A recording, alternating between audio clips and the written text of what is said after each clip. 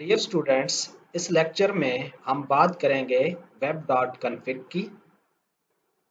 हम ये देखेंगे कि ASP.NET में web.config फाइल की क्या इम्पोर्टेंस है और हम इसे अपने वेब प्रोजेक्ट में कैसे यूटिलाइज कर सकते हैं। web.config की फाइल आपकी वेबसाइट में मौजूद मल्टीपल सेटिंग्स को मैनेज करने के काम आती है। ये तमाम सेटिंग्स XML फाइल्स में स्टोर की जाती हैं जो कि एप्लीकेशन के कोड से अलहदा होती हैं।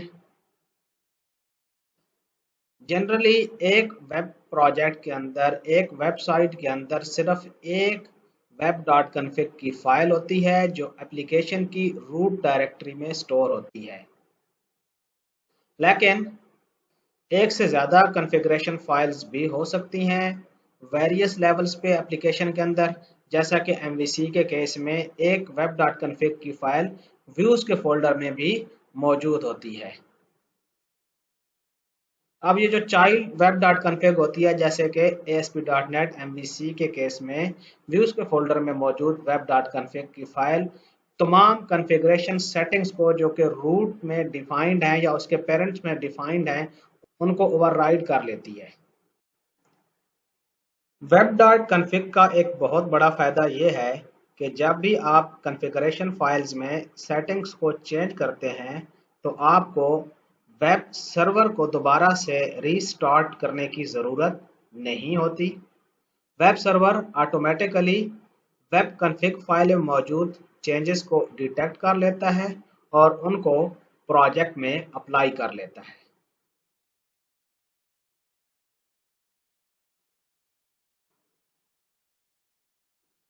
ये कुछ बहुत ज़्यादा यूज़ होने वाली कॉन्फ़िगरेशंस हैं जो कि web.config में आसानी के लिए स्टोर की जाती हैं, जैसे डेटाबेस से मुतल्लिक तमाम कनेक्शंस की सेटिंग्स और कॉन्फ़िगरेशंस web.config में रखी जाती हैं।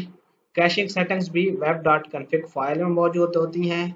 सेशन स्टेट्स भी, सेशन टाइम आउट भी web.config में डिफाइन किया जाता है।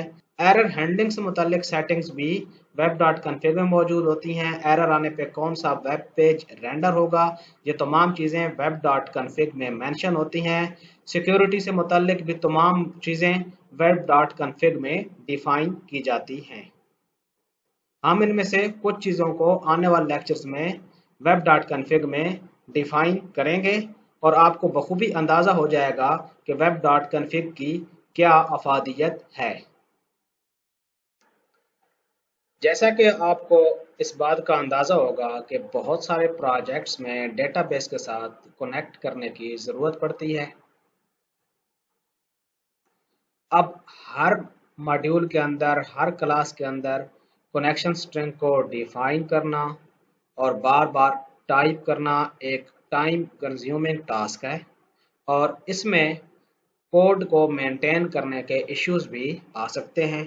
यानी जब भी कनेक्शन स्ट्रिंग में कोई चेंज आएगी, आपको हर क्लास में जाकर कनेक्शन स्ट्रिंग को चेंज करना ज़रूरी होगा। इसका आसान हल ये है कि आप कनेक्शन स्ट्रिंग को web.config में स्टोर कर लें। इस तरह से आपको हर क्लास में जाकर इस कनेक्शन स्ट्रिंग को राइट करने की ज़रूरत नहीं पड़ेगी और जब भी चेंज आएगी आपको हर क्लास में जाकर इसको चेंज करने की ज़रूरत नहीं है, बल्कि आपके पास वन सोर्स ऑफ इंफॉर्मेशन है, यानी web.config फाइल। उसमें आप कनेक्शन स्ट्रिंग को चेंज कर देंगे और इस तरह चूंकि आपने कोड चेंज नहीं किया होगा, सिर्फ web.config फाइल में चेंज होगी तो वेब सर्वर को रिस्टार्ट करने की ज़रूरत भी नहीं होगी। वेब सर्वर ऑटोमेटिकली web.config से चेंजेस को डिटेक्ट कर लेगा और इनको अप्लाई कर देगा पूरे प्रोजेक्ट में। अब हम ये देखेंगे कि web.config में कनेक्शन स्ट्रिंग को कैसे मूव करना है। सबसे पहले आप लिखेंगे कनेक्शन स्ट्रिंग का टैग, ये स्टार्ट हो रहा है और यहाँ पर कनेक्शन स्ट्रिंग का टैग एंड हो रहा है। इसमें आप जितनी भी कनेक्शन स्ट्रिंग्स डिफाइन करना चाहें डिफाइन कर सकते हैं। हम चूंकि सिर्फ एक डेटाबेस के साथ कनेक्ट कर रहे हैं तो हमने सिर्फ एक कनेक्शन स्ट्रिंग डिफाइन की हुई है। उसमें हमने लिखा add name is assigned to my connection string. ये नेम आपका आइडेंटिफायर होगा जिसके थ्रू कोड में आप इस कनेक्शन स्ट्रिंग को रीड करेंगे। आप यहाँ पर एक और ऐड नेम के थ्रू एक और टैग भी इस तरह का क्रिएट कर सकते हैं जिसमें एक और डेटाबेस का कनेक्शन भी डिफाइन कर सकते हैं। और कनेक्शन स्ट्रिंग में आपने ये सारे कनेक्शन स्ट्रिंग से मुतल्लिक क्रेडेंशियल्स बताए हुए हैं कि डेटा सोर्स कौन सा है। हमारा डेटा सोर्स हमने यहाँ पर बता दिया है। फिर इनिशियल कैटलॉग क्या है और इंटीग्रेटेड सिक्योरिटी। यहाँ पर यूज़र नेम और पासवर्ड भी अगर ज़रूरत हो तो आप यहाँ पर इस्तेमाल कर सकते हैं। अब अगर एक और कनेक्शन स्ट्रिंग डिफाइन करनी है तो यहीं पर आप दूसरी कनेक्शन स्ट्रिंग भी इसी कनेक्शन स्ट्रिंग्स के टैग के अंदर आप डिफाइन कर सकते हैं। डिफरेंशिएट कैसे करेंगे? इस नेम के एट्रीब्यूट के थ्रू। नेम की और ये वैल्यू ये यूनिक होनी चाहिए। माई कनेक्शन स्ट्रिंग जैसे यहाँ पर नेम है, दूसरा नेम हो सकता है आपका माई कनेक्शन स्ट्रिंग 1, माई कनेक्शन स्ट्रिंग 2, इस तरह से भी हो सकता है।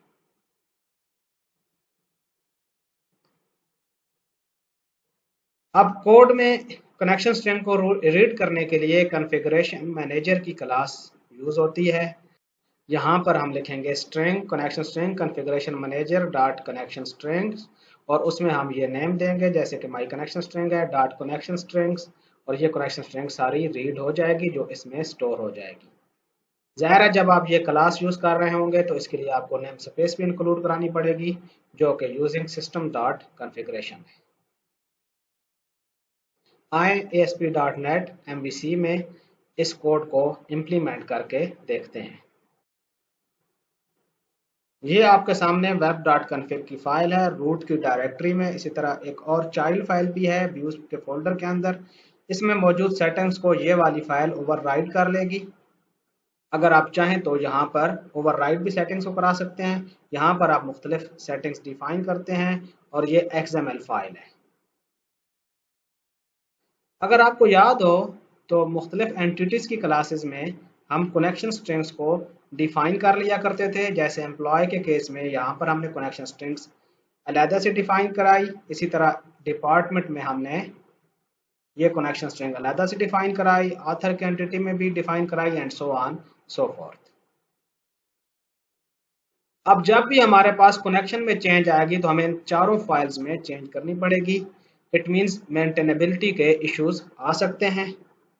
अब हम web.config में कनेक्शन स्ट्रिंग्स डिफाइन करेंगे और यहाँ पर हम वही कोड पेस्ट कर देंगे। ये हमारी कनेक्शन स्ट्रिंग है, इसका नेम है माई कनेक्शन स्ट्रिंग और वैल्यूज वही हैं जो कि हम यहाँ पर दे रहे हैं, ये वाली वैल्यूज।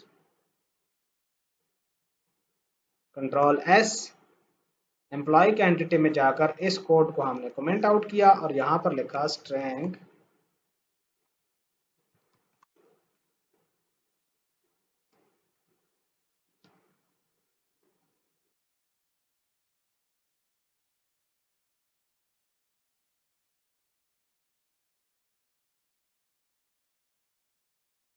Connection strings.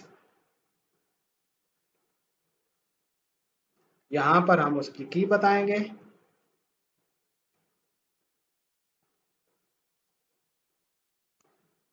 माई कनेक्शन स्ट्रिंग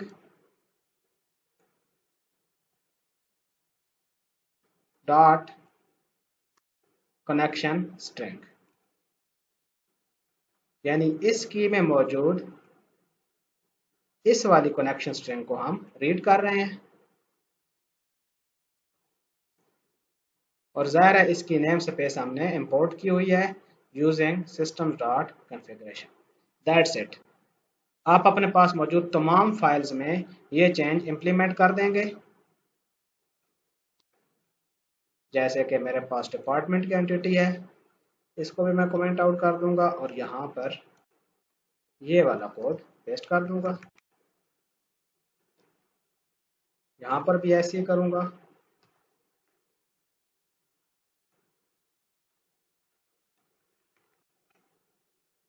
इस नेम स्पेस को इंपोर्ट करना है।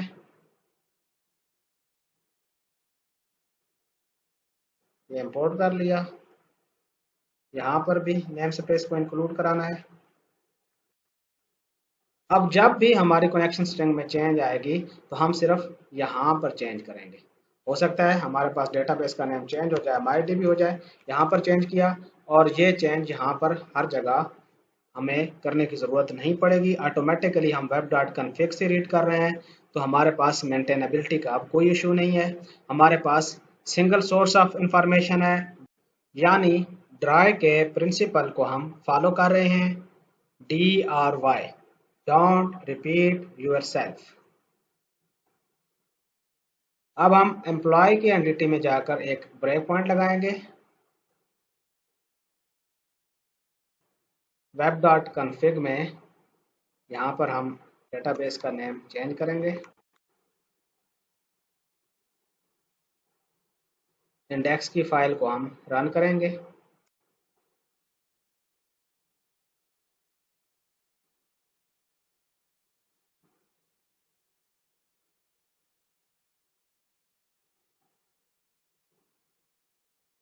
और ये देखें, हमने कामयाबी से इस स्ट्रिंग को रीड कर लिया है जो कि web.config में हमने डिफाइन की थी। और हमने ये तमाम डेटा रिट्रीव कर लिया है। उम्मीद है आपको web.config में सेटिंग्स के मुतालिक भी कुछ ना कुछ आइडिया हो गया होगा। हम आने वाले लेक्चर्स में भी web.config का यूज़ जारी रखेंगे। इसके साथ ही हमारा ये लेक्चर ख़त्म हुआ। Stay blessed.